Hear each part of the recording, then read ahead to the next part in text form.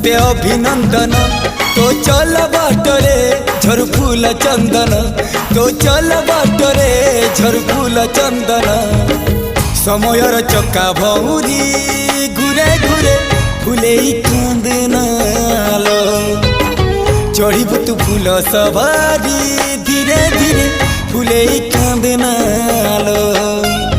बाहादर सुख परा विधाता देइछि तोते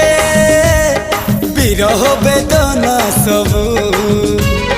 सहिबाकु हवा मते